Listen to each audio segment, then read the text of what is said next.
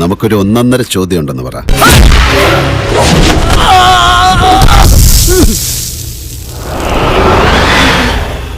സാറിന്റെ ഏറ്റവും മികച്ച 3 ചിത്രങ്ങൾ നമുക്ക് നൽകിയ ഒരു ആക്ടർ കൂടിയാണ് ലാലേട്ടൻ. അതുകൊണ്ട് ഇപ്പൊ എന്താ? ഒന്നല്ല ചുമ്മാ പറ. ശരിക്കും ഞാൻ വളരെ പേഴ്സണൽ ആയിട്ട് ചോദിക്കുകയാണ് ലാലേട്ട, നീ കാര്യം പറടാ കുട്ടാ. ഞെട്ടില്ല. പക്ഷേ ഞെട്ടില്ല എന്ന് പറഞ്ഞു. എന്തുകൊണ്ടായിരിക്കും നമ്മുടെ ലാലേട്ടൻ എന്നെ അജീബായിട്ട് പരിഗണിക്കാതിരുന്നത് ബ്ലസി സർ?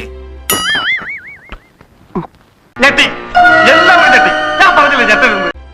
വലിയ കാര്യം, അത് ആവശ്യമില്ലാത്ത കാര്യം ചോദിക്കണ്ട. ഞാൻ മര്യാദയ്ക്ക് ജീവിച്ചോട്ടെ.